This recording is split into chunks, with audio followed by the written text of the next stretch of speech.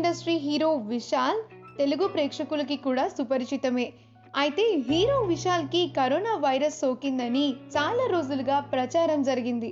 అయితే దానిపైన ఆయన నుంచి కానీ ఆయన సంబంధిత వ్యక్తుల నుంచి కానీ ఎలాంటి స్పందన కూడా లేదు. దీంతో అవన్నీ రూమర్స్ అని చాలా మంది కొట్టిపడేశారు. అయితే తాజాగా ఆ ప్రచారం పైన విశాల్ ట్విట్టర్ వేదికగా ఒక క్లారిటీ ఇచ్చారు.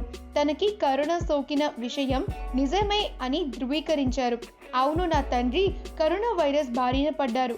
ఆయనకు సహాయం చేసే క్రమంలో నేను కూడా తీవ్రమైన జలుబు, దగ్గు, జ్వరంతో చాలా బాధపడ్డాను. నా మేనేజర్లో కూడా అవే లక్షణాలు కనిపించాయి. మేమంతా ఆయుర్వేదిక్ చికిత్సని తీసుకున్నాం. వారం రోజుల్లోనే కరోనా నుంచి కోలుకున్నాము. ప్రస్తుతం మేమంతా ఆరోగ్యంగా సురక్షితంగా ఉన్నాము అంటూ ట్వీట్ చేశారు విశాల్. మరి ఈ వీడియో కనుక మీకు నచ్చినట్లయితే మీ అభిప్రాయాన్ని కమెంట్స్ ద్వారా మాకు తెలియజేయండి. మా ఛానల్ని సబ్స్క్రైబ్ చేయటం మర్చిపోకండి.